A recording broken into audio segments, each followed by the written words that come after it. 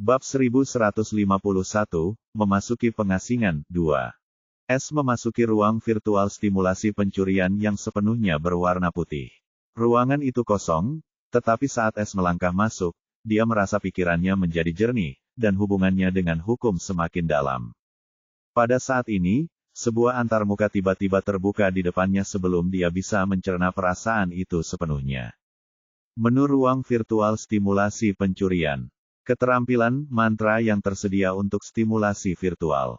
Seni mencuri pikiran. Alam saat ini, tangan perak pencuri permanen, alam kelima.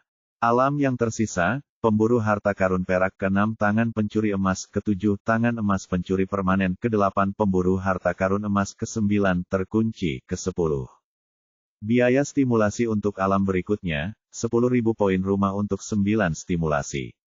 Absolute Pickpocket, 9%, sinkron dengan hukum luar angkasa.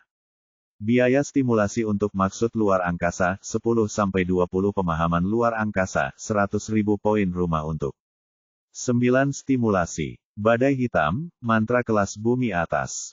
Kemahiran saat ini, awal 1 gelar pencuri diterapkan.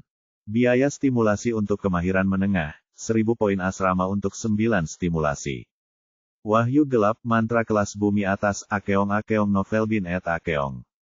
Kemahiran saat ini, awal 1 gelar pencuri diterapkan.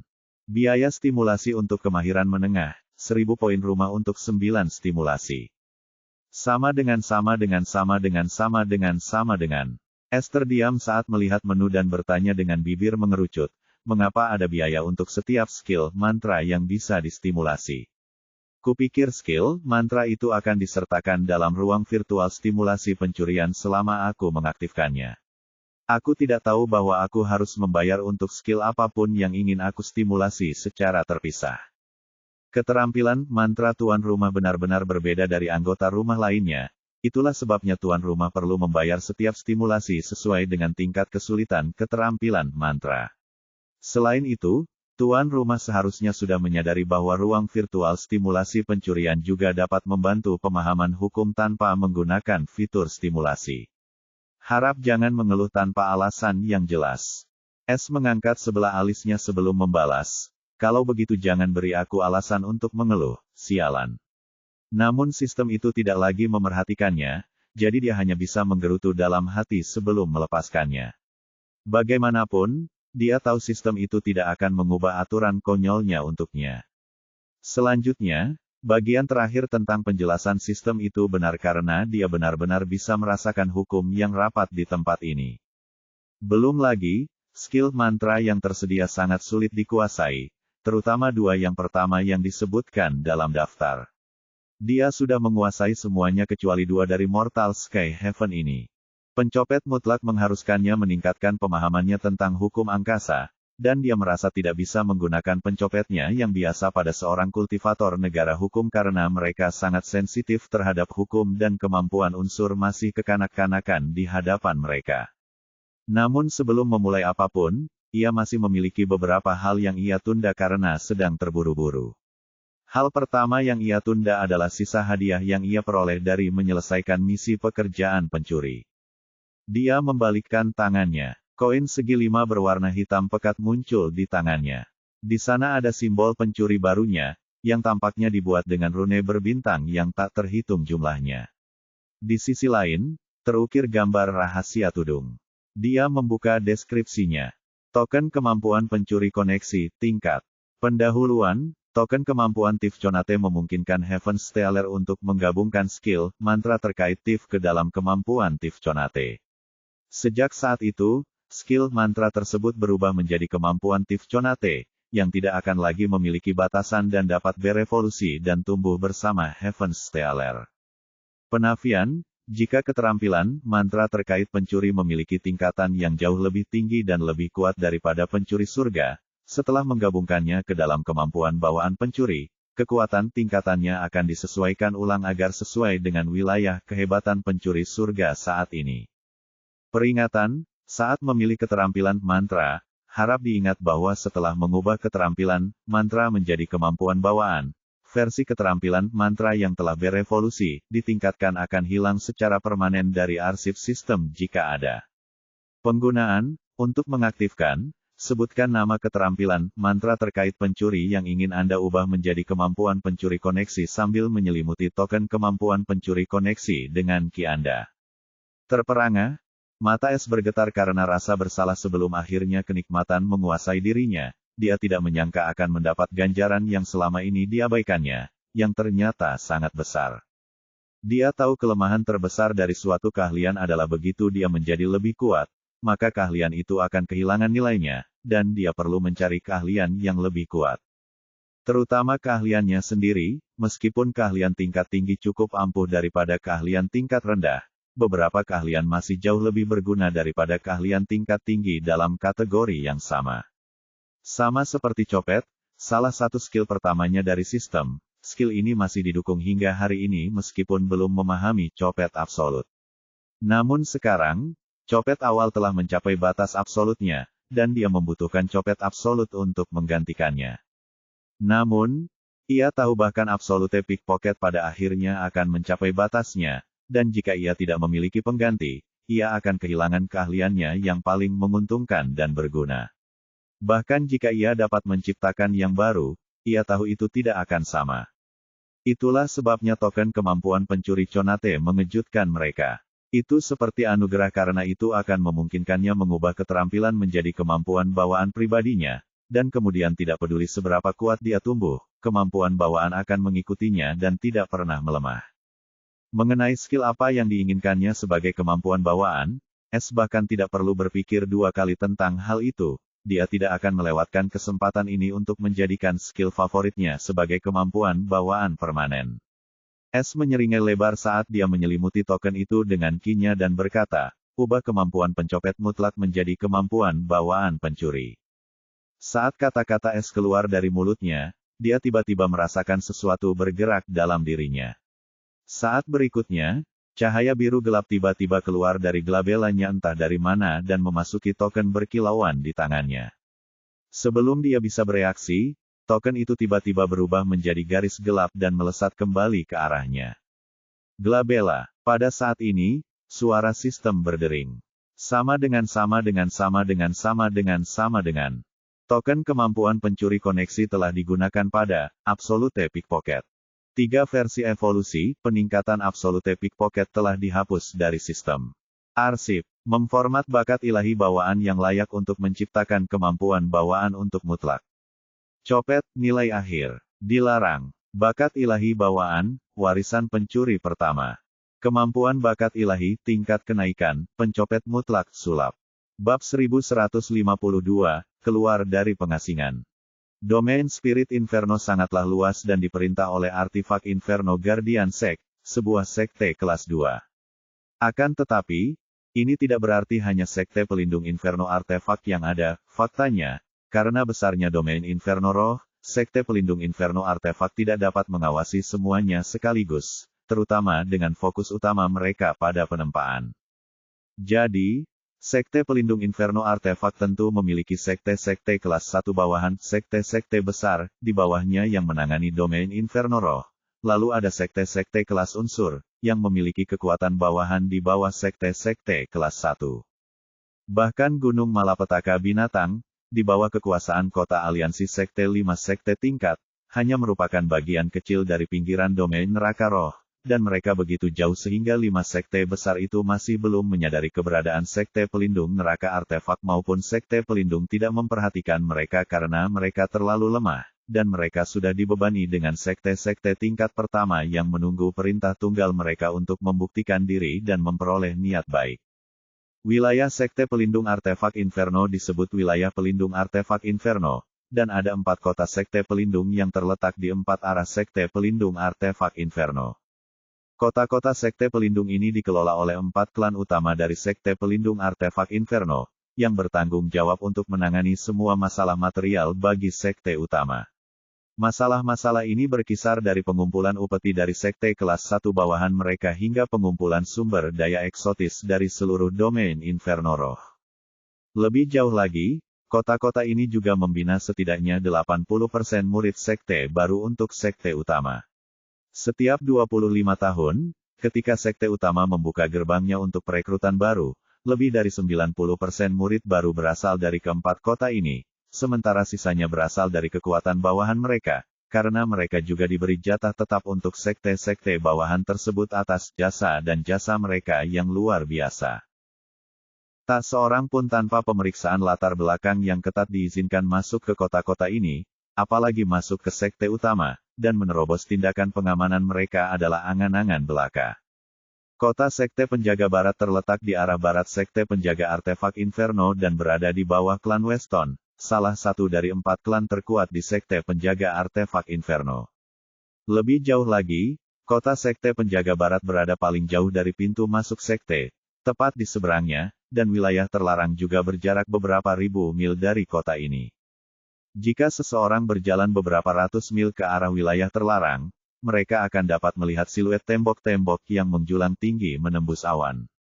Tembok-tembok ini memisahkan wilayah terlarang dari domain Inferno Roh, dan tidak seorang pun dapat melewatinya karena tembok-tembok itu dipenuhi dengan formasi yang menahan kemampuan terbang dan bahkan kemampuan tipe luar angkasa. Orang hanya bisa membayangkan berapa banyak uang yang telah diinvestasikan sekte tersebut pada tembok-tembok itu untuk mencegah orang lain memasuki wilayah terlarang itu. Namun, hari ini, seberkas cahaya gelap tiba-tiba menembus apa yang disebut formasi pikiran lalat yang mustahil, terbang melewati tembok yang menjulang tinggi, dan memasuki domain neraka roh dari wilayah terlarang. Jika sekte itu mendengar tentang kejadian ini, mereka pasti akan terkejut karena tidak ada seorang pun yang keluar dari wilayah terlarang dalam masalah ini, dan mereka harus mengambil jalan utama yang memiliki pos pemeriksaan sekte. Namun hari ini, hal yang mustahil akhirnya terjadi. Garis cahaya gelap itu dengan cepat mulai turun menuju hutan lebat yang dipenuhi pohon-pohon merah tinggi, meninggalkan jejak kegelapan samar.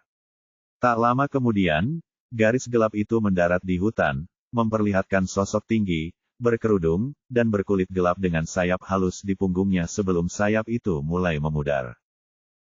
Di balik kap mesin yang bertinta, sepasang mata biru tua yang tajam menatap dengan hikmat ke arah kehampaan, seolah-olah ada sesuatu yang tak terlihat di sana. Siapa yang mengira ada tembok di tempat itu? Yah, tembok itu menyelamatkanku dari kesulitan untuk kembali dan berurusan dengan pos pemeriksaan itu. Sekarang, aku hanya perlu menunggu platinum merah itu muncul sebelum aku mengambilnya. Sementara itu, mari kita jelajahi tempat ini. Aku sudah bisa merasakan kiroh api di udara ini, yang jauh lebih lemah daripada di daerah terlarang di sini. Jadi, tempat ini seharusnya menjadi tempat para penghuninya. Aku tidak bisa menyusup sembarangan ke sekte kelas 2 tanpa mengetahui apapun tentangnya terlebih dahulu. Terutama karena sebagian besar kemampuanku terbatas pada ranah prajurit Ascension. S berpikir dengan penuh harap di matanya. Sudah hampir 2 tahun sejak dia memasuki rumah pencuri itu untuk menyendiri, yang berarti 6 tahun telah berlalu di rumah pencuri itu dengan pengganda waktu. Namun, 6 tahun sudah cukup bagi S untuk menyerap sepenuhnya apa yang diperolehnya, membiasakan diri dengan kiroh surgawi, dan melangkah ke alam awal, asimilasi jiwa hukum, dari teknik kultivasi pencuri surga, Vol. 2, Arsitek Hati Pencuri. Sekarang, S dapat dengan jelas merasakan kekuatan mengalir melalui tubuhnya langsung dari jantungnya, dan setiap detak memompa kiroh surgawi di meridiannya. Perasaan ini benar-benar berbeda dari sebelumnya karena sekarang tidak ada 2 ki yang berbeda di tubuhnya, dan ki ini jauh lebih kuat, Akeong Novel bin et Akeong. Akan tetapi, ia tetap tidak dapat mengakses dunia batinnya di dalam hatinya sebab, menurut arsitek hati pencuri, ia harus mencapai 100% asimilasi jiwa hukum prajurit kenaikan bintang 10 sebelum ia dapat membuka dunia batinnya lagi dan memulai transformasi pertama hati pencuri. Dia tidak memiliki apapun untuk memulai Universal Ascension Black Physique, dan alasannya meninggalkan wilayah terlarang dan ingin menyusup ke artefak Inferno Guardian Sek adalah karena itu. Terakhir, untuk membuat kemajuan cepat dalam arsitek pencuri hati, ia perlu mencuri sebanyak mungkin. Semakin banyak ia mencuri, semakin cepat kemajuannya dengan teknik kultivasi jiwa. Meskipun ia terbatas dalam fisik hitam kenaikan universal atau departemen jalur bela diri, itu tidak berlaku untuk jalur jiwa, dan ia berencana untuk sepenuhnya memanfaatkan keunggulannya. Dasar bajingan Sutton, meski aku hantu, Aku tak akan pernah meninggalkan kalian sendirian. Teriakan melengking dan melengking tiba-tiba mengagetkan Es saat ini. Bab 1153 Mantra Terlarang. Seorang lelaki setengah baya berjubah compang camping dan berdarah, karena beberapa bahaya kecil, ditikam dalam-dalam di berbagai bagian tubuhnya dan dikelilingi oleh 8 orang berpakaian hitam yang memakai topeng hitam untuk menyembunyikan wajah mereka. Namun, aura lelaki parubaya itu benar-benar mengembang dan kacau karena ada tanda-tanda hitam menyebar di seluruh leher dan wajahnya, dan dari matanya yang merah, darah hitam mengalir keluar. Orang-orang berpakaian hitam itu benar-benar tenang, dan aura mereka stabil. Mereka tidak melakukan gerakan tergesa-gesa karena mereka tahu pria parubaya itu sudah hampir mati, dan tikus yang terpojok sangat berbahaya dalam keadaan seperti ini. Dasar bajingan Sutton, bahkan sebagai hantu, aku tidak akan pernah meninggalkanmu sendirian. Pria parubaya itu meraung penuh kebencian saat dia menggenggam erat cambuk berdarah di tangannya. Akan tetapi orang-orang berpakaian hitam itu tidak membalas kutukannya, hanya mata mereka yang berwarna merah tua tetap tenang dan tanpa emosi. Namun, karena fokus mereka sepenuhnya tertuju pada pria parubaya itu, mereka tidak menyadari sosok yang tiba-tiba muncul 100 meter dari posisi mereka di pohon tinggi. Bahkan jika mereka bisa, mereka akan mampu melihat melalui gerakan sembunyi-sembunyi orang itu. Akan tetapi, pertanyaan pria parubaya itu tidak dijawab karena si pembunuh bahkan tidak bereaksi sama sekali. Tiba-tiba, aura mereka mulai bergejolak sebelum lingkungan di sekitar mereka berubah menjadi gelap saat keheningan menyeramkan turun, yang hanya suara derit tubuh pria parubaya itu yang terdengar. Es tidak dapat menahan diri untuk tidak memperhatikan ke-9 orang itu dengan penuh minat karena ia tidak menyangka akan terlibat dalam pembunuhan setelah meninggalkan wilayah terlarang. Belum lagi pria parubaya itu adalah prajurit Ascension Bintang 1 sementara ke-8 pembunuh itu juga berada di wilayah yang sama. Terlebih lagi, Es langsung merasakan aura jahat yang kuat pada pria parubaya itu dan tahu bahwa dia telah diracuni, dan racun itu tampaknya memiliki aura hukum yang sama sekali baru yang belum pernah dilihatnya sebelumnya, hukum racun. Siapapun pembunuh itu, mereka sangat pintar. Dan orang itu tampaknya cukup penting karena mereka bahkan menggunakan racun tingkat Ascension yang mengandung hukum. Kurasa keputusanku untuk tidak menyusup ke sekte pelindung artefak Inferno secara sembrono sudah tepat.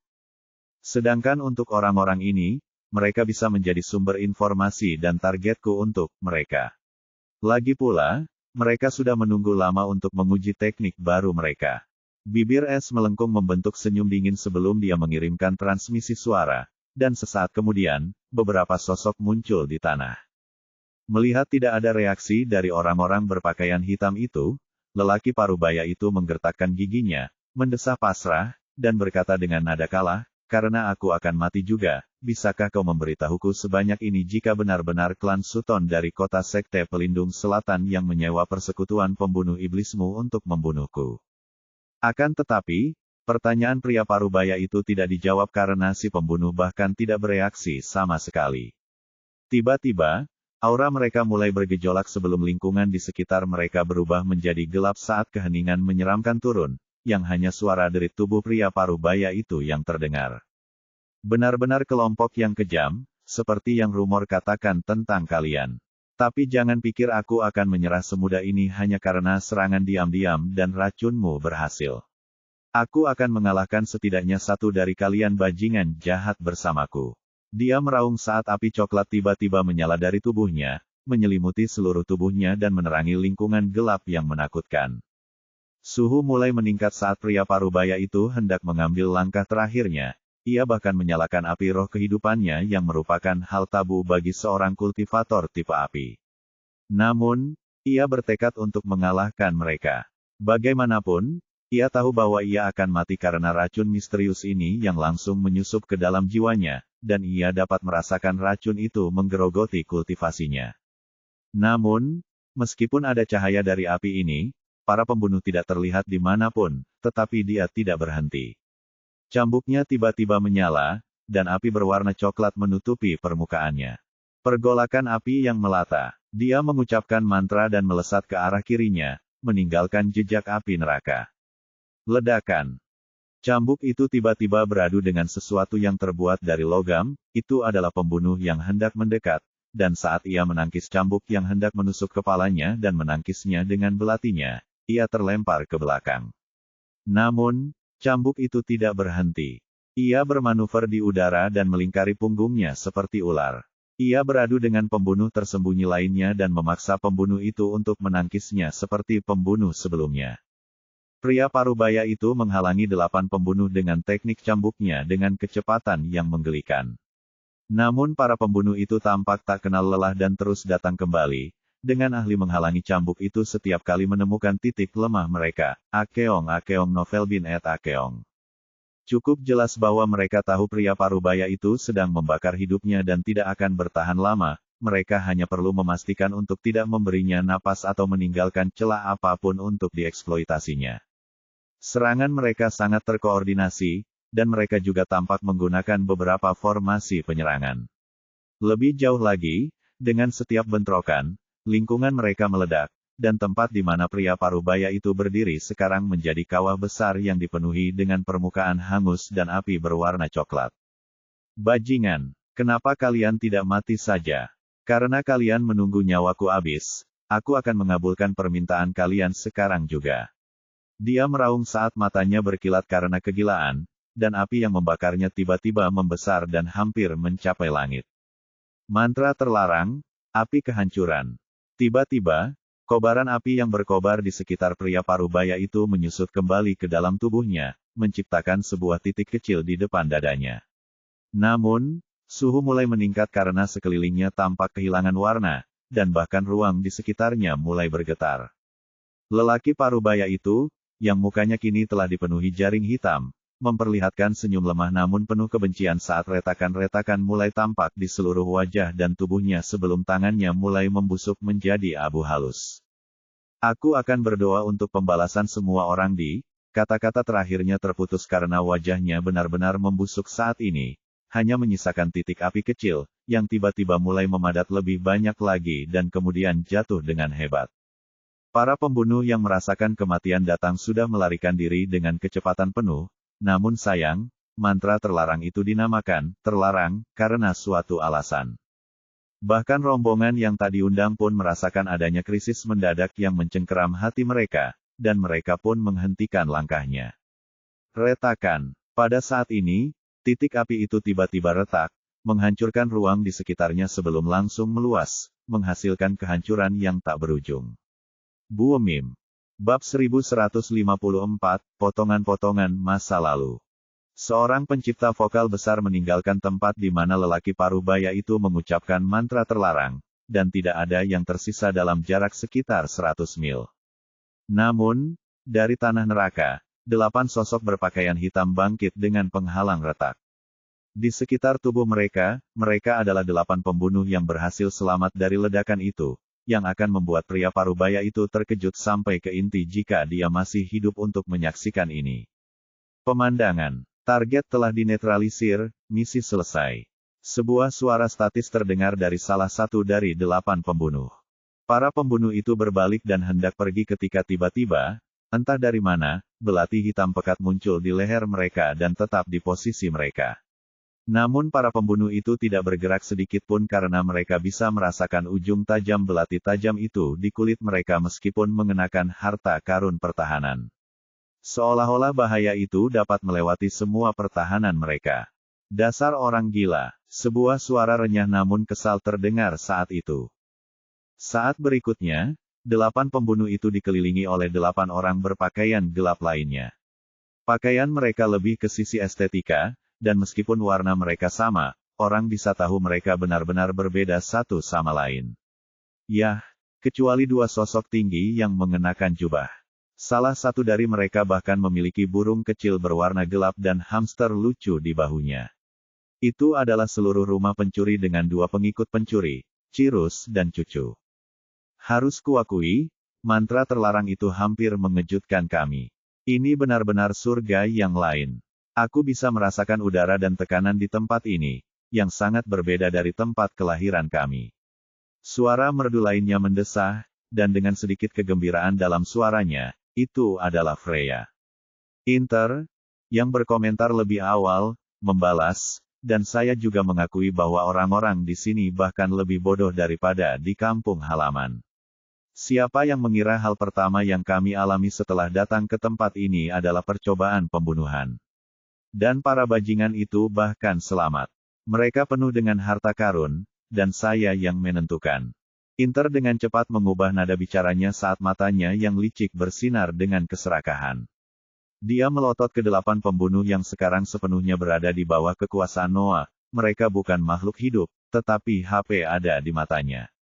Betapa borosnya, dia meledakkan makanan yang sudah diputuskan.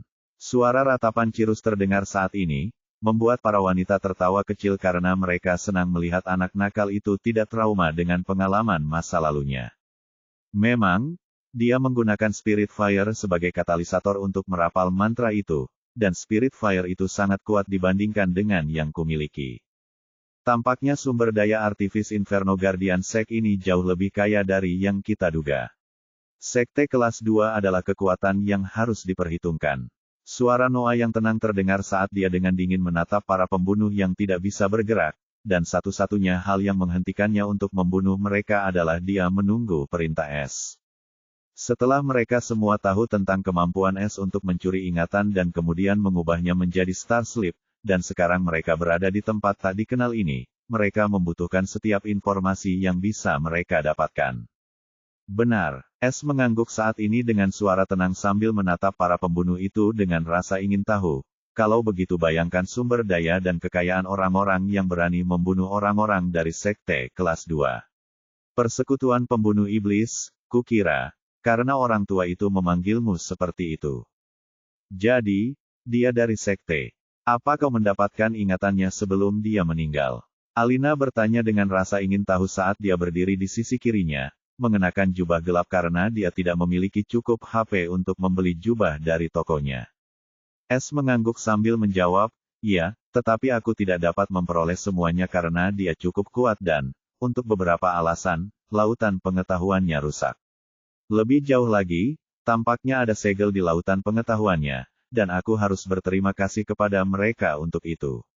Bagaimanapun, racun apapun yang mereka gunakan menciptakan retakan pada segel itu, jadi aku dapat menyelamatkan beberapa ingatan sebelum dia meledak. Tetapi itu cukup bagi kita untuk terus maju. Tatapan mata S tiba-tiba menajam ketika ia menatap ke arah 8 pembunuh yang sedari tadi terdiam, dan dengan muram ia berkata, adapun mereka sama sekali tidak memiliki lautan pengetahuan karena mereka tidak memiliki jiwa. Semua orang terkejut saat mendengar pernyataan tak terduga S. Mata Inter dan Eva tiba-tiba terbelalak saat mereka berkata bersamaan. Boneka mayat hidup. S tahu jika ada yang tahu apa yang sedang dibicarakannya, itu pasti Eva dan Inter.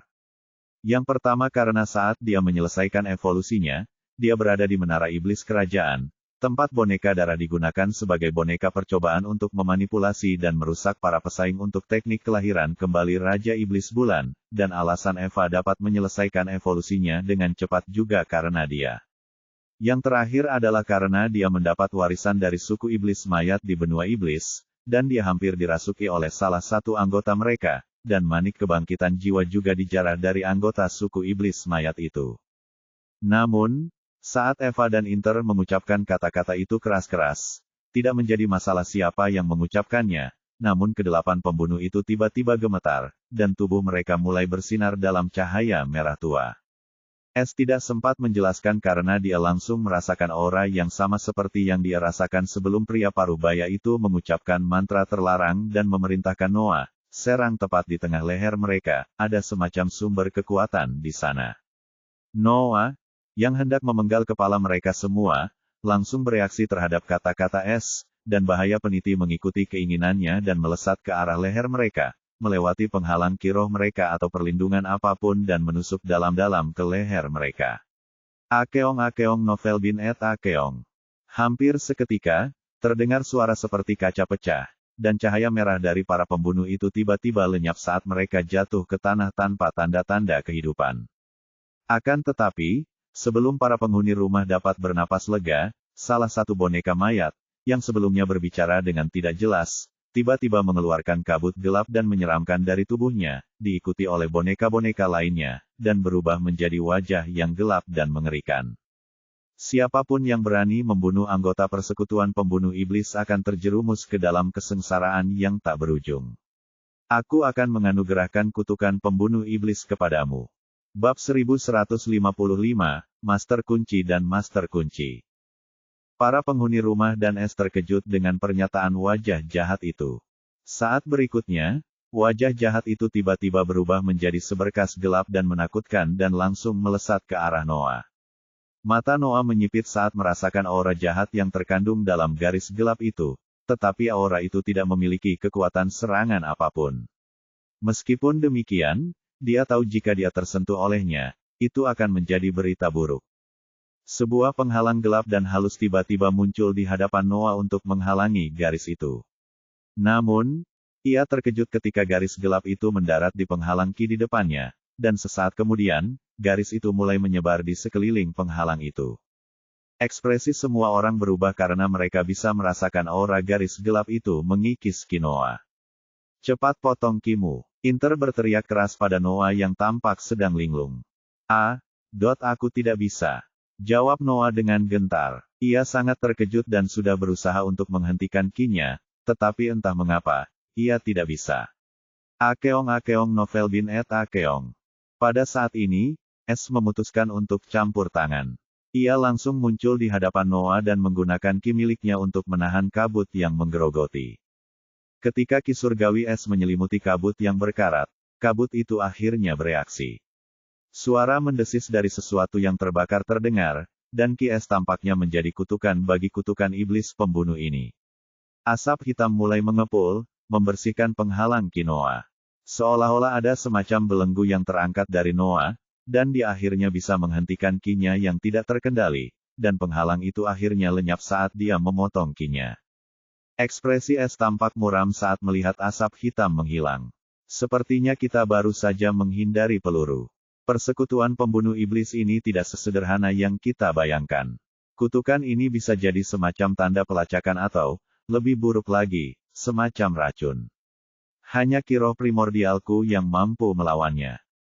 Terima kasih, pemimpin. Noah segera berterima kasih kepada Es karena dia tahu Es baru saja menyelamatkannya dari bahaya yang tidak diketahui sebelum niat membunuh terpancar dari matanya saat dia melihat ke arah 8 boneka yang tergeletak mati di sana. Dia tidak akan melupakan dendam yang telah mempermalukannya di hadapan Es, dan persekutuan pembunuh iblis ini sudah berada di puncak daftar pembunuhannya. Tidak perlu, aku sudah menyuruhmu untuk membunuh mereka.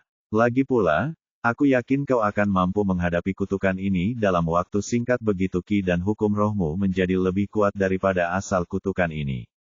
Belum lagi, begitu kau meningkatkan jubahmu seharusnya memiliki pertahanan terhadap kutukan. Es menggelengkan kepalanya. Namun, kita harus lebih berhati-hati mulai sekarang. Kita masih baru di tempat ini dan tidak tahu banyak tentang alam kenaikan. Semua orang mengangguk setuju karena mereka semua berasal dari surga bawah dan masih belajar tentang alam kenaikan. Ini juga akan menjadi pelajaran bagi mereka untuk tidak meremehkan lawan mereka. Lagi pula, menjelang akhir, sebelum Es naik tahta, mereka semua hampir tak terkalahkan di Mortal Sky Heaven, jadi mereka tidak lagi waspada seperti dulu. Sekarang, bisakah kau jelaskan apa itu boneka mayat hidup? Freya tiba-tiba bertanya, masih agak takut dengan apa yang terjadi. Lagi pula, dia tahu Noah adalah yang terkuat, tetapi dia hampir dikutuk tanpa campur tangan Es. Es mengangguk dan membuat slip bintang untuk semua orang. Semua informasi tentang apa yang ku ketahui tentang boneka mayat hidup dari Eva dan Inter ada di sana. Aku juga menyertakan informasi tentang domain Inferno Roh yang kudapat dari lelaki tua itu sebelum dia meledakkan dirinya sendiri. Semua orang segera menggunakan slip bintang itu karena mereka sekarang sangat penasaran dengan boneka mayat hidup ini. Pada saat ini, Eva tiba-tiba mengirimkan transmisi pikiran kepada Es. Apakah kamu masih memiliki cincin penyimpanan yang tidak bisa kamu buka? Es mengangguk dengan serius, aku hampir lupa soal itu. Kalau bukan karena kemunculan boneka mayat ini, aku mungkin tidak akan mengingatnya. Cincin itu adalah sesuatu yang dijaga dengan sangat ketat oleh Raja Iblis Bulan, jadi apapun yang ada di dalamnya, pasti sangat berharga. S kemudian dengan cepat mencari cincin penyimpanan di ruang pencurinya yang Eva dapatkan untuknya di Regal Vien Tower hari itu, menggunakan salah satu sifat ilahinya. Namun, dia tidak dapat membukanya karena sistemnya memerlukan peningkatan, jadi dia menyimpannya dan benar-benar melupakannya. Namun sekarang setelah dia bertemu lagi dengan boneka mayat, dia akhirnya mengingatnya, dan tidak bohong jika dia tidak bersemangat untuk memeriksa apa yang ada di dalamnya. Bagaimanapun, Raja Iblis Bulan berasal dari surga kenaikan fana, dan dia tampaknya orang penting dari suatu sekte, jadi ini juga berarti harta karun kelas surga kenaikan fana. Pada saat itu, S akhirnya menemukan apa yang dicarinya, sebuah cincin hitam dengan batu rubi merah tua di atasnya. Itu adalah cincin yang sama persis dengan yang didapatkannya dari kompartemen rahasia Regal Vien Tower. Terlebih lagi, sekarang dia jauh lebih kuat dari sebelumnya, dia jelas bisa merasakan aura yang dalam dari batu rubi yang tertanam di atas cincin itu. Pada saat ini, sebelum dia bisa memerintahkan sistem untuk terbuka, antarmuka sistem tiba-tiba muncul di depannya, mengejutkannya. Sama dengan. Universal Key telah mendeteksi kunci utama hukum spiritual Ascension kelas 7 pada cincin ruang penyimpanan Ascension kelas 7 bawah. Biaya pembukaan, 10 juta TP. Lanjutkan, nanti. Sama dengan. S tercengang saat melihat kunci universal itu tiba-tiba aktif dengan sendirinya dan lebih terkejut lagi saat mengetahui bahwa cincin penyimpanan tersebut adalah harta karun Ascension tingkat 7. Namun, dia mengernyitkan alisnya sedikit dan bertanya kepada sistem sebelum melanjutkan, "Sistem, mengapa saya memerlukan kunci universal untuk membuka cincin penyimpanan ini? Bukankah seharusnya Anda membukanya seperti yang telah Anda lakukan sebelumnya?" Fungsi kunci universal hanya dipicu untuk kunci, dan cincin penyimpanan ini tidak hanya memiliki tanda spiritual, yang merupakan versi evolusi dari tanda Ki. Tanda spiritual berisi hukum utama pemiliknya, dan bertahan lama, bahkan setelah pemiliknya meninggal. Biasanya, tanda spiritual dapat dihancurkan begitu saja asalkan diserang oleh tanda spiritual yang lebih kuat. Namun, cincin ini juga memiliki kunci khusus yang tertanam di dalamnya, kunci spiritual, yang hanya dapat dibuat oleh cabang unik perajin rune, master kunci, dan itulah sebabnya kunci ini disebut master kunci. Kunci induk adalah kunci yang sebenarnya, jauh lebih rumit daripada kunci formasi, dan dibuat dengan mekanisme yang berbeda dan susunan formasi yang rumit. Sama seperti Anda biasa membuka kunci formasi dengan menghancurkan formasi, tetapi tidak seperti itu, Anda perlu menghancurkan setiap formasi dalam urutan khusus untuk kunci induk sambil memastikan bahwa satu formasi yang salah tidak memicu urutan penghancuran diri dari kunci induk. Itulah mengapa Master Locks adalah bentuk kunci yang paling protektif. Setiap Master Lock membutuhkan kunci khusus untuk membukanya, dan tanpa itu, jika ada yang mencoba membukanya setelah serangkaian percobaan yang gagal, Master Lock akan hancur sendiri sambil mengirim semua yang ada di dalamnya ke dalam kehampaan. Hilang selamanya. Dalam kasus ini, kunci utama cincin ini adalah tanda jiwa pemilik sebelumnya. Jika Anda mencoba membukanya secara paksa, setelah 3 kali gagal, semua yang ada di dalamnya akan hilang, bersama dengan cincin. Tentu saja, jika tuan rumah memiliki pengetahuan mendalam tentang Lock Master, Anda dapat mencoba memecahkannya yang juga memerlukan alat Lock Master khusus untuk Lock Master. Bab 1156, Barang Rampasan, Lama, yang Bagus. S terkejut saat mendengar tentang Lock Masters, sebuah profesi baru yang sepenuhnya dikhususkan untuk membuat kunci. Bukankah ini berarti perbendaharaan di sini akan dipenuhi dengan Master Lock? Jika aku tidak mendapatkan kunci universal, aku akan berada dalam masalah besar jika aku mencoba membuka perbendaharaan dengan Master Lock tanpa pengetahuan. Selain itu, prinsip pembongkarku masih belum cukup untuk membongkar Master Lock ini. Pada akhirnya, S melanjutkan dengan menggunakan kunci universal karena 10 juta TP layak dibelanjakan pada harta apapun yang ada di dalam cincin ini, belum lagi cincin ini saja sudah cukup untuk menghabiskan TP. Sistem dengan cepat mematuhinya setelah menerima konfirmasi S. Sama dengan. Kunci universal telah digunakan pada kunci utama hukum spiritual Ascension kelas 7. Cincin ruang penyimpanan kelas 7 Ascension bawah telah dibuka, dan kunci master spiritual Ascension grade 7 telah disetel ulang.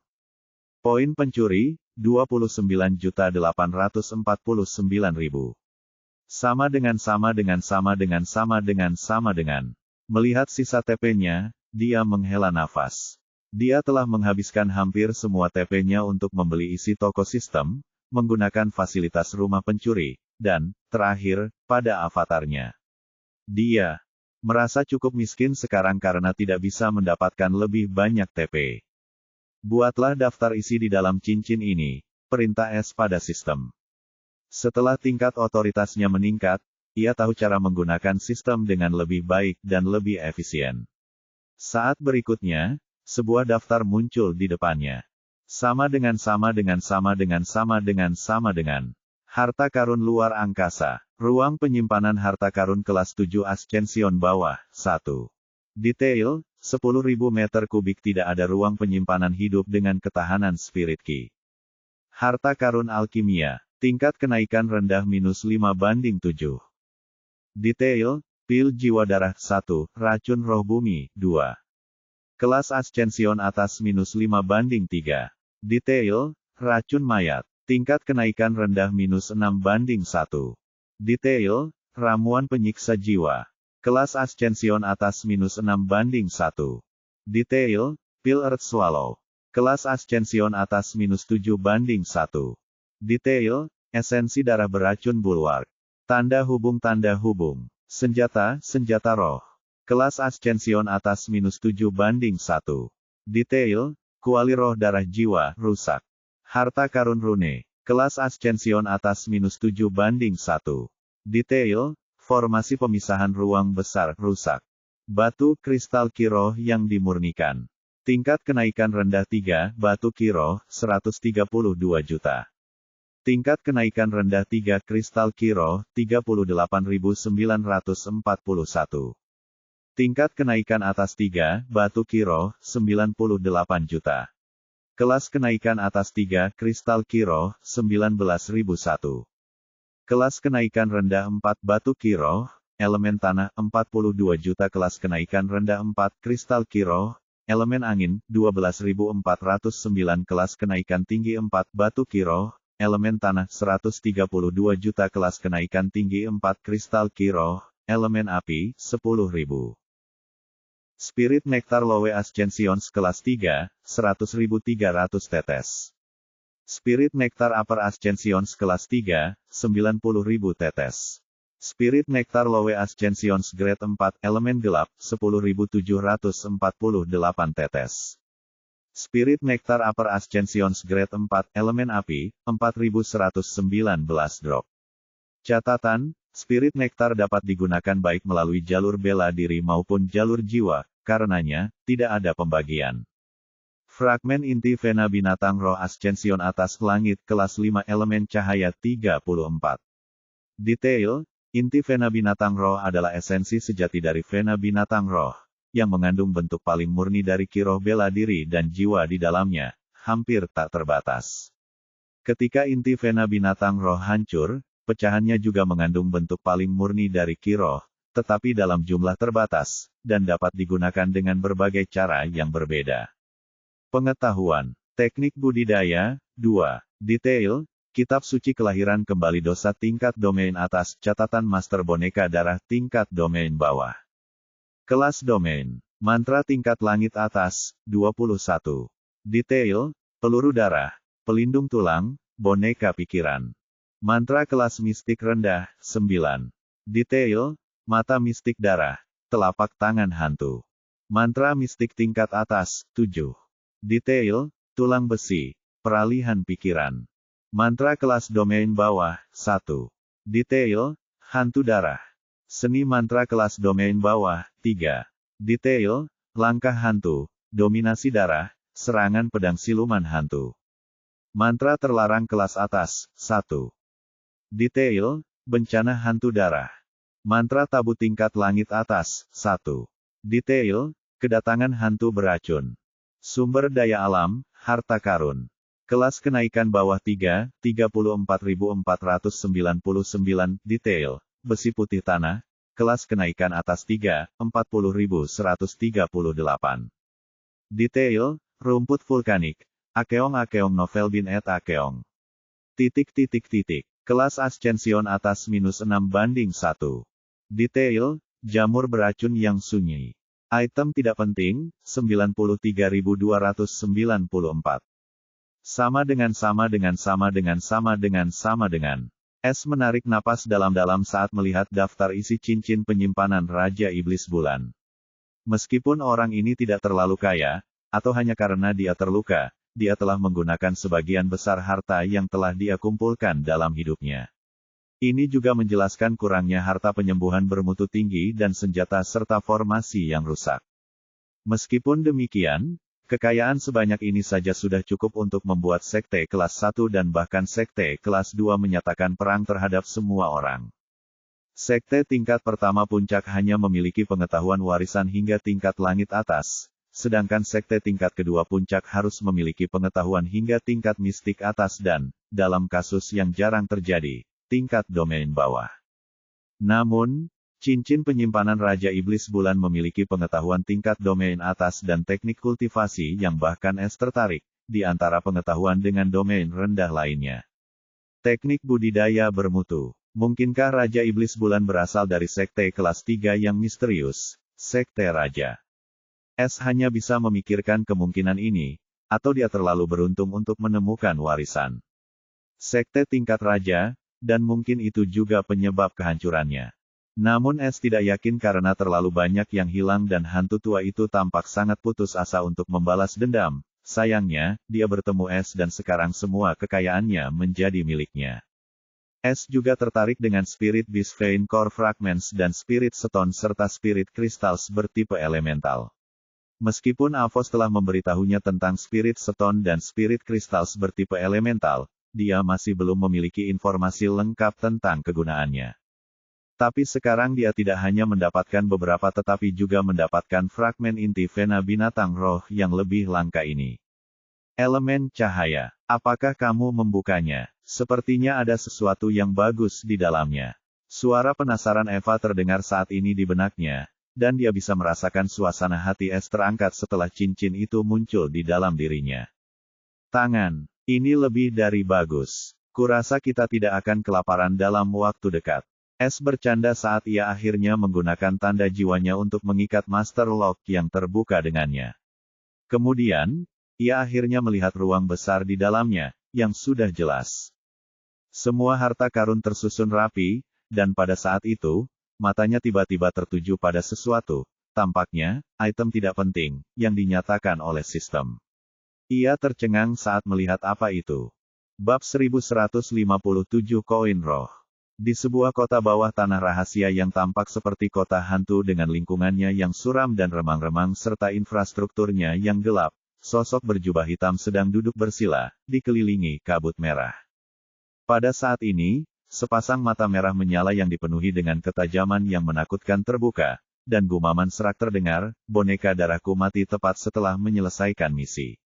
Bahkan kutukan iblis pembunuh pun dinetralkan. Apa yang terjadi? Sosok berjubah hitam itu tiba-tiba mengambil platformasi dan mengaktifkannya.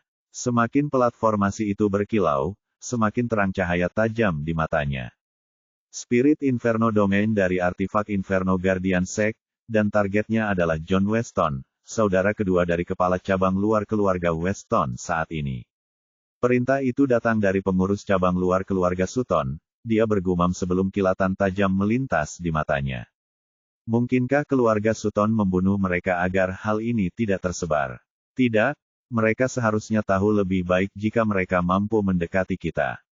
Siapapun yang melakukannya setidaknya harus menjadi seorang Ascension Guardian atau kutukan iblis pembunuh tidak akan bisa dinetralkan. Meskipun demikian, siapapun itu, mereka membunuh boneka darah prajurit Ascension milikku dan menentang integritas sekte kita. Mereka harus mati dan menjadi bagian dari koleksiku. Niat membunuhnya membuat kabut merah bergejolak hebat sebelum dia tiba-tiba berdiri. Tiba-tiba, dari kabut merah, banyak siluet muncul di belakangnya. Sudah lama sejak terakhir kali aku secara pribadi keluar ke lapangan, suaranya yang serak dipenuhi dengan niat membunuh dan sedikit ekstasi yang kejam. Tanda hubung tanda hubung tanda hubung. Kota penjaga barat memiliki tembok tinggi berwarna merah tua dan 2 gerbang kota yang selalu ramai dengan orang saat masuk dan keluar, sama seperti 3 kota sekte lainnya. Kota-kota ini merupakan pusat ekonomi terbesar di Spirit Inferno Domain, dan banyak orang di wilayah ini datang ke sini untuk berbisnis. Bahkan sekte kelas 1 di wilayah ini memiliki properti pribadi dan telah membuka toko di kota-kota ini. Hanya orang-orang kuat dan kaya yang dapat masuk dan tinggal di kota ini, dan tidak ada manusia yang hadir, semua orang adalah petani. Token identitas Anda. Seorang penjaga gerbang kota dengan baju besi merah muda yang tampak mengancam bertanya kepada seorang pemuda yang mengenakan jubah hitam dan berpenampilan tampan, tetapi tidak berlebihan, untuk meminta token identitas. Tetapi yang benar-benar menarik perhatian penjaga dan orang lain adalah 2 binatang kecil yang duduk beristirahat di pundaknya. Pemuda itu tersenyum tanda terima sebelum membalikkan tangannya. Sebuah token giok ungu kecil muncul di tangannya, dan dia dengan hormat menyerahkannya kepada penjaga. Penjaga itu melirik burung kecil dan hamster di pundak pemuda itu sebelum dia mengambil token itu tanpa ekspresi dan menempelkannya pada lingkaran rahasia di pilar kecil di samping biliknya. Murid utama Sekte Agung Valet Yang, George Edward. Penjaga itu bertanya tanpa ekspresi saat informasi itu muncul di atas lingkaran rahasia sementara dia diam-diam mengaktifkan formasi di bawah bilik yang dapat mendeteksi kebohongan. Pemuda itu mengangguk acuh tak acuh, "Itu saya, Tuan." Penjaga itu berhenti sejenak sebelum menganggukkan kepalanya. Dia mengambil token dari formasi, menyerahkannya kembali kepada George, dan bertanya, "Apa alasan kedatanganmu?" "Untuk mendapatkan tempat untuk ujian masuk murid api Sekte Pelindung Artifis Inferno yang akan datang dalam 6 tahun, jawab George, matanya dipenuhi dengan ambisi muda. Penjaga itu tidak terkejut dengan alasan George karena sudah biasa bagi calon pemuda dari Sekte kelas 1 untuk dikirim ke sini oleh Sekte mereka untuk mencoba peruntungan. Namun sayang, sebagian besar gagal sebelum ujian masuk utama dimulai. Tempat untuk setiap kota Sekte sangat terbatas, dan untuk mendapatkannya, seseorang membutuhkan bakat. Penjaga itu mendesah sambil menatap George, yang dipenuhi semangat juang. Dia bertanya-tanya apakah orang ini akan hancur saat menyadari medan perang berdarah macam apa yang akan dia masuki.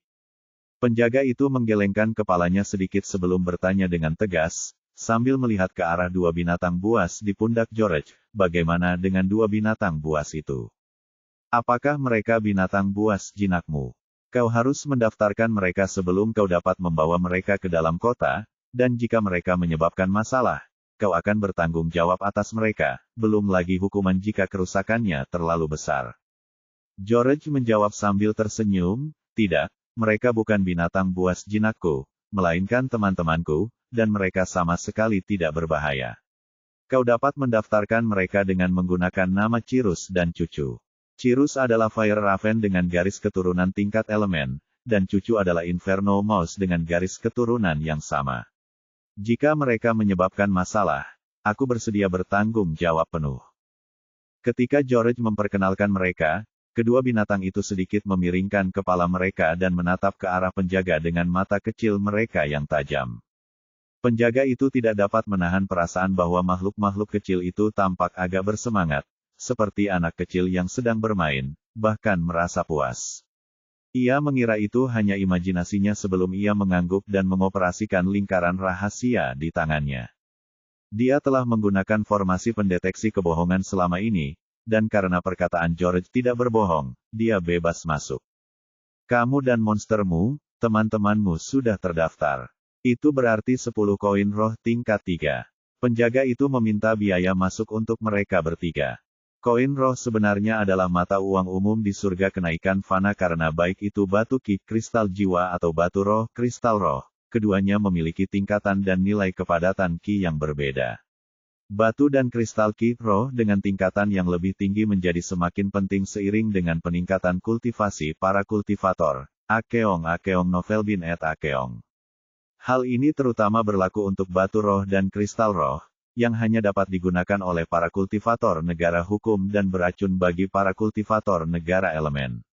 Harta karun tingkat elemen sama sekali tidak berguna bagi para kultivator negara hukum. Itulah sebabnya koin roh diperkenalkan oleh suatu eksistensi yang sangat kuat yang dikenal di seluruh surga kenaikan fana, dengan latar belakang yang tak terduga, bank surgawi utama, kekuatan yang paling aman dan terkaya yang diketahui ada.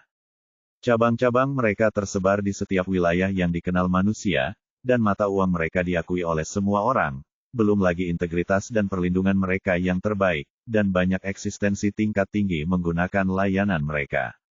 Mereka juga mendapatkan reputasi sebagai tempat teraman di seluruh surga kenaikan fana, dan tidak seorang pun tahu seberapa tua garis keturunan mereka sebenarnya. Prime Heavenly Bank adalah eksistensi kuno sejati yang tidak seorang pun ingin menyinggung. Koin roh dibagi menjadi tingkat 0 hingga tingkat 9. Satu koin roh tingkat 0 sama dengan satu batu roh atau kristal jiwa kelas 9 puncak, dan siapapun dapat menukarnya satu sama lain kapan saja dari kekuatan manapun atau langsung dari cabang Prime Heavenly Bank. Batu roh tingkat 1 sampai tingkat 9 dapat ditukar dengan batu roh atau kristal roh tingkat 1 ascension atas sampai tingkat 9 ascension atas dengan nilai tukar yang sama yaitu 1/1. Akan tetapi, jika batu roh atau kristal roh itu, mentah, dan bukannya, dimurnikan, nilai tukarnya akan menjadi 10 batu roh atau kristal roh mentah dengan mutu kenaikan atas untuk satu koin roh mulai dari tingkat 1 hingga tingkat 9. Lebih jauh lagi, koin roh tidak dapat ditukar dengan batu roh atau kristal roh, kelas rendah, yang meningkatkan nilainya dan memberinya kredibilitas yang sama seperti yang terakhir, bahkan sedikit lebih banyak. George tidak terkejut saat mendengar penjaga itu meminta koin roh. Ia meletakkan 10 batu roh halus tingkat atas 3, yang tampak seperti mutiara zamrud dengan 3 cincin putih yang terlihat di sekeliling mutiaranya. Aku tidak punya koin roh, tapi ini sudah cukup, kan? Tanya George dengan sopan. Penjaga itu memeriksa kualitas batu roh dan mengangguk sebelum menyimpannya. Tiba-tiba dia tersenyum dan berkata, Anda boleh masuk. Selamat datang di kota Sekte Pelindung Barat. Saya harap Anda mencapai apa yang ingin Anda capai di sini, anak muda, dan ingat, jangan membuat masalah. Oh, aku akan melakukannya. George terkekeh samar saat dia melangkah menuju pintu masuk, matanya berbinar penuh harap. Prime Heavenly Bank, sungguh menarik.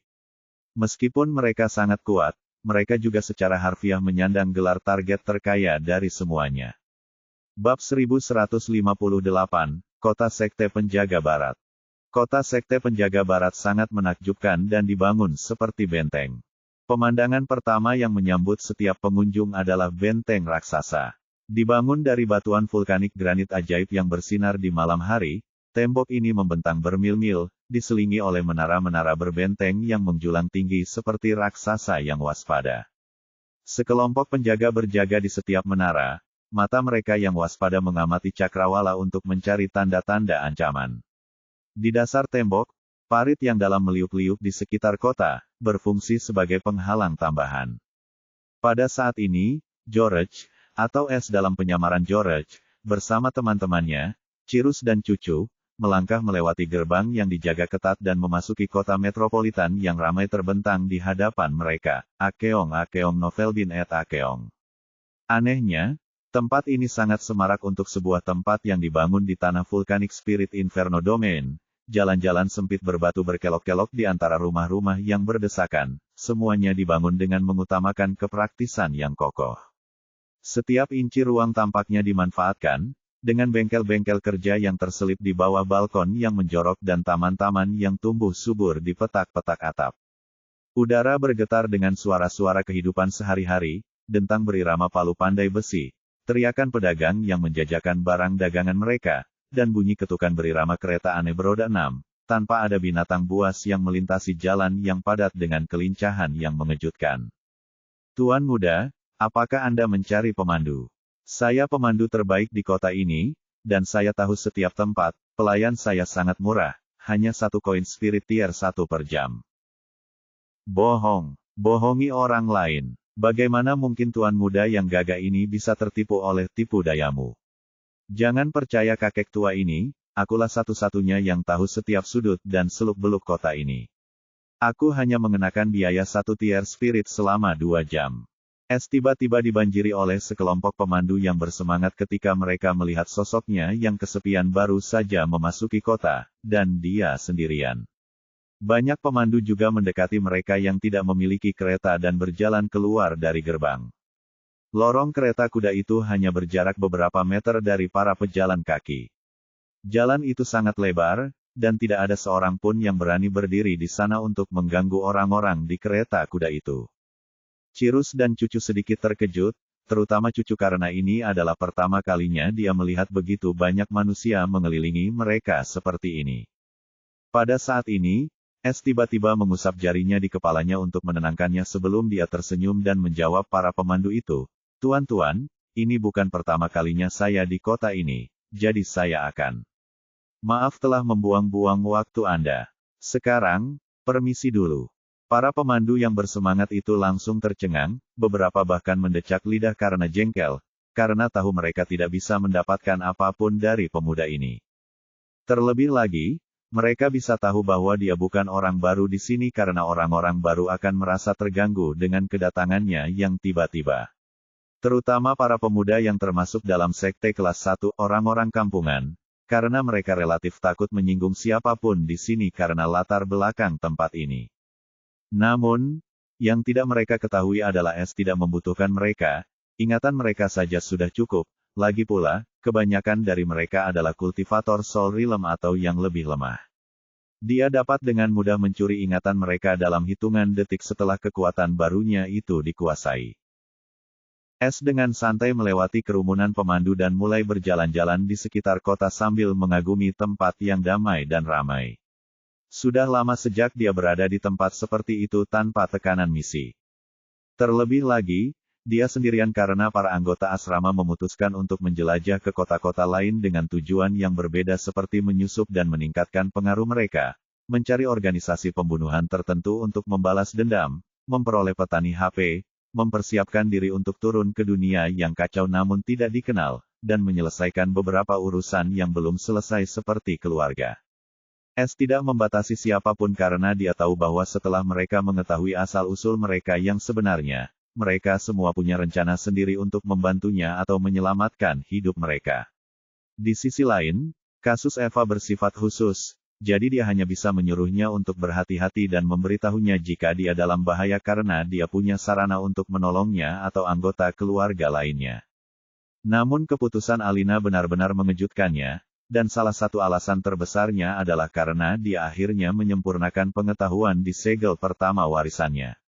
Dia memberitahu Es bahwa dia perlu mencari sumber dayanya sendiri dan mengembangkan kekuatannya dengan cara khusus, dan ini juga untuk pelatihan metode Celestial Thief. Menurutnya, dia tidak bisa tinggal di satu tempat jika ingin meningkatkan kekuatannya dan menggali rahasia pencuri surgawi, terutama setelah Eva menyelesaikan evolusinya menjadi iblis Abyssal Void sejati. Dia tahu iblis betina itu telah menjadi lebih kuat, dan dia tidak ingin tinggal di belakang untuk memberinya kesempatan menjadi lebih kuat darinya. Pada akhirnya, Es hanya bisa mengatakan hal yang sama seperti yang dia katakan kepada Eva sebelum mereka semua berpisah, dan dia tinggal bersama Cirus dan Cucu. Dia juga memutuskan untuk tidak lagi menahan mereka di ruang pencuri hidup dan membiarkan mereka menjelajahi dunia, terutama setelah insiden dengan Cirus. Sekarang, dia menyamar sebagai George setelah meningkatkan topengnya menjadi harta karun roh Ascension kelas 1, topeng penyihir perubahan milenium. Mengenai siapa George sebenarnya, anggap saja dia adalah orang yang tidak beruntung yang telah menyinggung seseorang dan hampir mati ketika Es menemukannya. Es mengambil ingatannya sebelum ia meninggal karena ia adalah prajurit Ascension bintang 1 dan mendapatkan identitasnya, yang sebenarnya merupakan satu-satunya hal yang ia miliki saat itu, hanya token identitasnya. Semua ini dilakukan dengan persetujuan George dan dengan satu janji untuk membalas kematiannya yang tidak adil, yang juga sepihak karena Es tidak pernah menyetujuinya, tetapi itu masih cukup menguntungkan baginya. Kakak, kau mau kemana sekarang? Tanya Cirus melalui transmisi suara dengan sedikit kegembiraan. Si kecil bisa merasakan banyak hal, lezat, di tempat ini. Namun, ia tahu lebih baik untuk kabur sendiri karena Es sudah ada di sana dan sudah memperingatkannya. Kita akan mengintai tempat ini terlebih dahulu sebelum membuat rencana. Ada banyak orang kaya di sini, tetapi kita harus menghindari siapapun yang memiliki hubungan dengan sekte pelindung artefak Inferno atau siapapun yang berhubungan langsung dengan mereka. Ini akan menunda reaksi mereka karena sudah terlambat saat mereka menyadari ada yang tidak beres. S menjelaskan tanpa menyembunyikan pikirannya karena ini tentang mengajari orang kecil tentang cara menjadi pencuri atau cara untuk tetap berhati-hati. Hal penting lainnya, setiap tempat yang terang memiliki sisi gelapnya. Tidak peduli apa yang Anda lihat di permukaan yang hangat, semakin dalam Anda menyelam, semakin gelap dan dingin tempat itu. Gelap adalah tempat kami akan beroperasi. Tidak ada yang sempurna atau mutlak. S tahu ada banyak bisnis sekte di tempat ini, beberapa pedagang berkeliaran di wilayah Spirit Inferno, dan dia tahu pasti ada beberapa bisnis yang mencurigakan dan transaksi gelap. Mereka akan menjadi target pertamanya sebelum dia naik ke jenjang berikutnya dan menargetkan keluarga Weston. Bab 1159, Asosiasi Pandai Besi Senjata Inferno, 1. Di wilayah tengah kota Sekte Penjaga Barat, tempat ini juga disebut distrik Weston karena di sanalah orang-orang klan Weston tinggal, dan tidak seorang pun diizinkan berada di sini tanpa izin. Pada saat ini, beberapa tokoh tengah berkumpul di aula pertemuan yang mewah, duduk mengelilingi meja besar dan menatap dengan serius ke arah pria parubaya yang muram dengan rambut merah muda pendek dan janggut tebal. Dialah yang bergelar Weston Guardian, juga kepala cabang luar klan Weston, Lloyd Weston. Orang-orang yang duduk mengelilingi meja adalah para tetua, dengan status hanya di bawah Lloyd. John dibunuh 5 hari yang lalu. Lloyd berbicara dengan nada muram saat sekilas kesedihan bercampur dengan niat membunuh melintas di matanya. Apa, benarkah ini? Akeong novel bin et Akeong. Ekspresi para tetua akhirnya berubah saat mereka semua berseru dengan reaksi yang berbeda. Akhirnya mereka menyadari mengapa Lloyd tiba-tiba menarik mereka keluar dari pos mereka dan juga menjelaskan alasan suasana hatinya yang muram. Aku sudah memastikannya. 5 hari yang lalu, life jade miliknya hancur, dan setelah aku menyelidikinya sendiri, aku menemukan jejak Forbidden Spell, Flame of Destruction, yang digunakan di pinggiran Forbidden Wall. Kita semua tahu bahwa mantra adalah pilihan terakhir kita, dan sekali digunakan, hasilnya pasti kematian.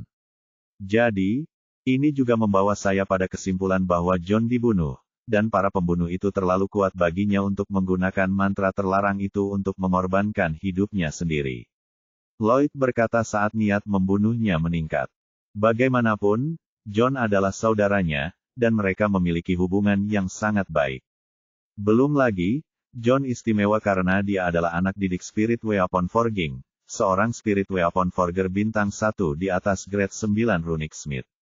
Lebih jauh lagi, dia juga salah satu murid Forger tingkat atas dari pengadilan sekte luar artifak Inferno Guardian Sect dan murid langsung dari seorang tetua Forger pengadilan luar. Dia ada di sini untuk mendapatkan pengalaman, sementara sebenarnya dia ada di sini untuk membantu Lloyd mengevaluasi status kota Western Guardian Sect dan, dengan itu, keluarga cabang luarnya sendiri juga.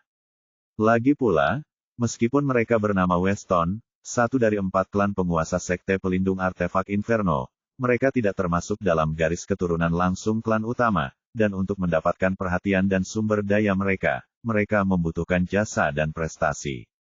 Hal yang sama juga terjadi pada 3 kota sekte pelindung lainnya, dan apa cara yang lebih baik untuk mendapatkan pahala dengan bersaing secara langsung satu sama lain. Bagaimanapun, keempat klan tersebut adalah rival berat karena mereka selalu berselisih secara diam-diam untuk memperebutkan posisi Master Sekte, atau yang dikenal sebagai posisi Master Pelindung Artifis. Lebih jauh lagi, hanya Forger Disciple, atau Forger Faction, yang mempunyai hak bicara yang sebenarnya di sekte tersebut karena merekalah tulang punggung sejati sekte tersebut, sedangkan fraksi yang lain, fraksi api, dari Flame Disciples, merupakan tameng sekte tersebut, karena mereka semua adalah pejuang. Itulah sebabnya status latar belakang mereka juga meningkat setiap kali seorang murid Forger muncul. Persyaratan untuk menjadi murid Forger luar adalah, penempa senjata roh bintang 1, yang dapat membuat setidaknya senjata tingkat kenaikan yang lebih rendah, sementara status murid api luar dapat dicapai dengan menjadi prajurit kenaikan bintang 1 dan lulus ujian masuk yang sesuai.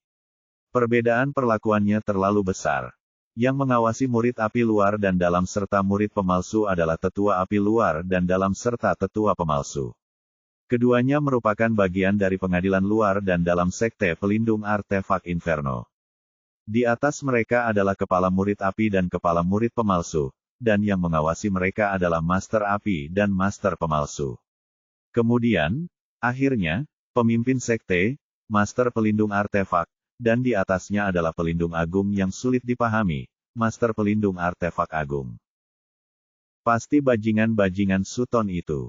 Tidakkah kau tahu saat kakak tertua keluar dari sekte, penerus keempat klan Sutton dari kota sekte pelindung selatan juga muncul. Tuan kedua juga telah membuat orang jahat itu menderita penghinaan besar dalam tantangan tempa.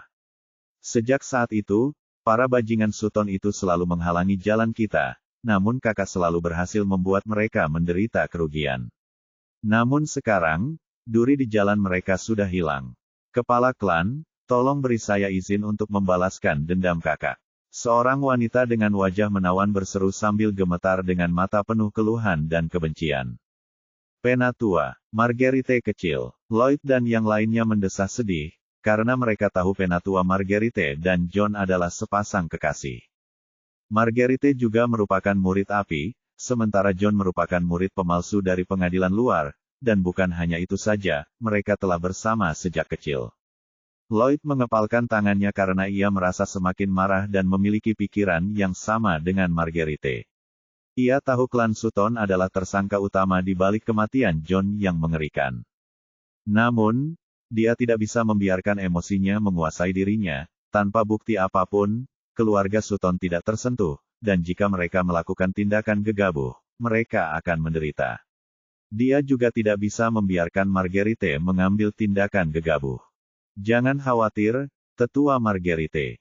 Aku sudah menghubungi Guru John, dan aku yakin pengadilan sekte luar pasti sudah waspada dengan kematian John karena mereka menganggap kematian aneh murid pemalsu dengan sangat serius, yang merupakan masalah menegakkan integritas sekte. Aku yakin Guru John akan berada di sini sebentar lagi bersama penegak sekte. Mereka dapat dengan mudah mengetahui apa yang terjadi pada John, dan bajingan Sutton itu tidak akan bisa bersembunyi lama-lama. Lloyd menggertakkan giginya saat dia menahan amarahnya dan mendesak untuk mengamuk di kota sekte pelindung selatan. Sementara sedikit arus bawah mengamuk, es berdiri di depan pagoda megah setinggi 50 lantai dengan deretan garis di luarnya. Semua orang tampak sangat hormat saat menunggu giliran. Dia melihat lambang agung dari burung api, berwarna merah tua yang terbuat dari mineral merah tua yang bersinar. Hanya dengan melihatnya, seseorang akan merasakan sensasi terbakar. Itu adalah simbol dari sekte pelindung artefak Inferno. Es menatap ke arah nama megah yang terukir di pintu masuk, yang tampak menyala seperti api yang hidup, Inferno Weapon Smith Association. Menurut ingatan para pemandu tersebut, asosiasi ini didirikan oleh beberapa master tempa beberapa tahun yang lalu untuk memberi para murid tempa sebuah wadah untuk melatih keterampilan menempa mereka dengan bahan milik orang lain dan menempa senjata untuk orang lain. Ini adalah skenario yang menguntungkan semua pihak. Tetapi siapa yang mengira bahwa penerus tetua yang sama mengubahnya menjadi bisnis besar dan menyebarkan Ascension kemana-mana. Sekarang, mereka tidak hanya menerima permintaan tetapi juga membiarkan para pemalsu yang tidak berafiliasi bergabung dengan asosiasi dan mencari murid-murid berbakat melalui asosiasi itu. Mata es berbinar penuh rasa ingin tahu saat dia berjalan menuju suatu barisan dan merenung. Tidak hanya itu, mereka juga menjual senjata. Mari kita lihat apakah aku bisa mengumpulkan beberapa bahan untuk Universal Ascension Black Physique dari sini sebelum pergi ke pasar gelap. Bab 1160, Asosiasi Pandai Besi Senjata Inferno, 2.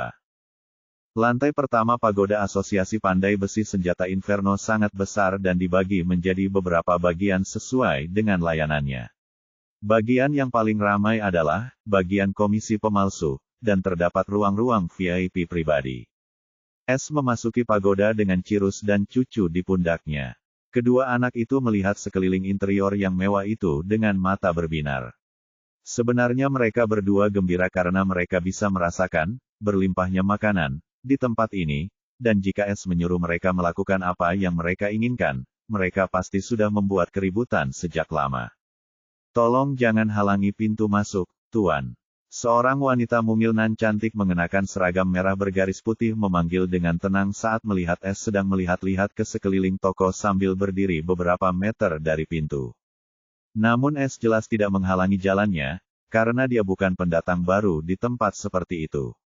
Dia melirik ke arah wanita yang tampaknya adalah seorang anggota staf. Meskipun dia mungkin terdengar sopan, Es tahu dia menyembunyikan rasa jijiknya. Namun rasa jijik ini tidak hanya ditujukan kepadanya, tetapi untuk semua orang, seolah-olah dia menganggap semua orang di bawahnya, dan dia memiliki aura yang tidak dapat didekati di sekelilingnya. Mata Es berbinar dengan kilatan aneh sebelum kembali normal, karena dia tidak keberatan, dan tersenyum meminta maaf. Dia mendekati wanita berwajah datar itu, "Maafkan saya, Nona. Ini pertama kalinya saya berpetualang, jadi saya hanya mengagumi kebaruan asosiasi pembuat senjata Inferno. Bisakah Anda menunjukkan tempat penjualan barang-barang di asosiasi itu?"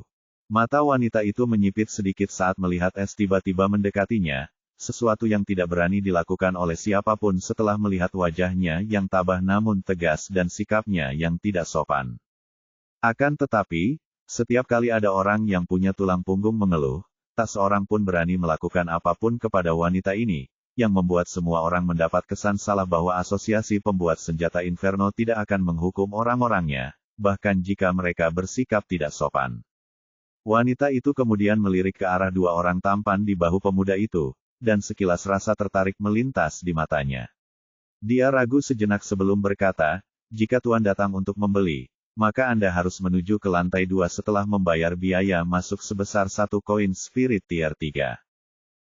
Kau bahkan mengenakan Spirit Coin hanya untuk memasuki lantai 2.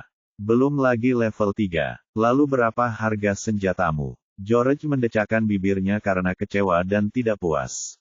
"Tidak ada yang memaksa Anda, Tuan. Anda selalu bisa pergi ke tempat lain." Wanita itu menjawab tanpa ekspresi, tanpa bermaksud menjelaskan apa yang tidak boleh dilakukan oleh seorang staf. "Cih, andai saja ada bisnis lain yang bisa memenuhi permintaanku." George mendesah sedih. Apakah dia berpura-pura menjadi orang penting? Mata wanita itu berkilat penuh penghinaan, dan dia dengan halus menjawab, "Jangan khawatir, Tuan. Kami akan memenuhi semua tuntutan Anda selama Anda mampu." "Lalu apakah kalian punya 99 senjata Upper Ascension Grade 1 dengan afinitas elemen gelap?" tanya George, penuh provokasi. "Apa, 99 senjata Upper Ascension Grade 1 dengan afinitas? Apa kau mempermainkanku?" Dia terkejut sebelum menatap tajam ke arah George, yang dengan santai meminta banyak senjata seolah-olah dia sedang membeli kubis. Belum lagi, dia ingin semuanya bermutu tinggi, dan afinitasnya juga harus berupa elemen gelap. Semua orang tahu apa yang dimaksud dengan senjata tingkat kenaikan dengan afinitas, senjata tingkat kenaikan roh kuasi karena, pada tingkat kenaikan, afinitasnya bukan sekadar elemen, melainkan hukum, karena hanya para kultivator tingkat hukum yang dapat menggunakan senjata tingkat kenaikan. Itulah sebabnya membuat senjata tingkat kenaikan dengan afinitas tertentu sangat sulit karena memungkinkan senjata berinteraksi dengan hukum alam dan memanipulasinya. Hanya penempa senjata roh bintang 4 yang memenuhi syarat untuk mulai meneliti aspek penempaan senjata roh ini. Lebih jauh, memberikan afinitas pada senjata tingkat kenaikan juga merupakan persyaratan utama untuk senjata tingkat kenaikan roh, yang merupakan wilayah penempa senjata roh bintang 7. Itulah sebabnya senjata kenaikan dengan afinitas elemen juga disebut senjata tingkat kenaikan roh semu. Sekarang, Es tiba-tiba meminta 99 senjata semacam itu, yang hanya bisa dibuat oleh seorang penempa senjata roh bintang 4.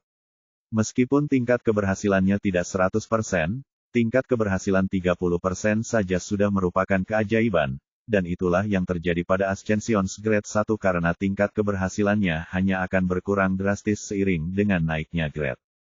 Bahkan Presiden Asosiasi Pandai Besi Senjata Inferno Kota Sekte Pelindung Barat hanya seorang penempa senjata roh bintang 3 dan seorang tetua penempa sekte luar dari Sekte Pelindung Artefak Inferno. Seorang tempa senjata roh bintang 4 hanya dapat ditemukan pada tetua tempa dari sekte dalam sekte pelindung artefak Inferno. S mendesah kecewa. Meskipun dia sudah tahu hal ini, dia tetap mencoba peruntungannya di sini karena tempat ini berada tepat di bawah artefak Inferno Guardian Sect. Namun, sepertinya dia hanya bisa mencoba peruntungannya di pasar gelap. Dia bertengkar dengan wanita ini karena wanita itu memiliki segel yang sama pada ingatannya seperti John, yang menghentikan penyelidikan jiwanya ketika dia ingin memperoleh informasi darinya tentang tempat ini. Dia juga tidak berani menggunakan indera pencurinya di tempat ini karena dia mungkin akan memicu alarm atau, lebih buruk lagi, memperingatkan seseorang yang tidak seharusnya dia waspadai. Bagaimanapun, hal ini saja sudah cukup bagi S untuk mengetahui bahwa latar belakang wanita ini tidak sederhana, dan keberadaannya di sini tampaknya memiliki makna yang lebih dalam. Lihat, bukankah aku sudah bilang tidak ada seorang pun yang bisa memenuhi permintaanku? Bahkan asosiasi pandai besi Inferno pun tidak bisa. George mendesah frustrasi seolah-olah dia sangat kecewa dengan Inferno Weaponsmith Association. Wanita itu terdiam melihat reaksi George, dan di sini aku dihukum karena aku sombong dan tidak tahu batas. Orang ini jelas lebih buruk dariku. Kemarahan yang mendalam terpancar di mata wanita itu saat dia diam-diam membenci tuannya karena menghukumnya seperti ini hanya karena dia menamparkan beberapa orang mesum dan mungkin dia agak keras dengan beberapa tetua yang dihormati. Tetapi dia jelas tidak pantas menjadi resepsionis pintu, dan pria menyebalkan ini bersikap seolah-olah dia berutang pada dunia. Jika bukan karena hukumannya, dia pasti sudah menamparnya sampai ke ujung dunia. Namun, ia kembali terkejut saat melihat lelaki itu diam-diam berbalik sambil menggelengkan kepala dan berjalan menuju pintu keluar. Hal ini membuatnya semakin terdiam, karena ia pikir lelaki itu terlalu asyik dengan aksinya. Wanita itu tidak berniat menghentikan S karena dia tahu pria ini hanya ada di sana untuk main-main, bahkan diam-diam, menggoda dia dengan menggunakan kalimat-kalimat gombalnya yang aneh. Namun pada saat ini, langkah S tiba-tiba terhenti karena di depannya berdiri seorang pemuda ramping yang mengenakan seragam yang sama dengan wanita itu, dan dia memiliki senyum lembut di wajahnya yang memberi orang lain perasaan hangat, tetapi matanya sangat sempit, dan dengan senyumnya, mereka benar-benar tersembunyi seperti dua celah, tetapi bagi S, senyumnya lebih seperti salam setan. Adik perempuan, apakah tamu ini mengganggumu? Pemuda itu masih tersenyum saat matanya yang menyipit sedikit melengkung. Akeong novel bin et Akeong. Kuharap kau tidak buta karena jika kau bisa melihat, maka aku akan pergi jika kau tidak menghalangi jalanku. Sekarang, jika kau bisa keluar dariku sebelum aku membantumu menutup mata itu untuk selamanya, George mencaci maki sebelum wanita muda itu sempat menjawab. Pemuda dengan mata menyipit itu terkejut, begitu pula wanita itu dan semua orang yang mendengar keributan itu. Mereka tidak percaya, dan beberapa bahkan menertawakan kemalangan pemuda itu, yang jelas-jelas tidak tahu perbedaan antara langit dan bumi. Lagi pula, mereka yang mengenali pemuda bermata sipit itu tahu bahwa George baru saja menginjak ranjau darat karena mantan pagoda Manger, dan juga salah satu dari dua murid langsung Presiden Asosiasi Pandai Besi Senjata Inferno Kota Sekte Pelindung Barat, Wallace Oriente.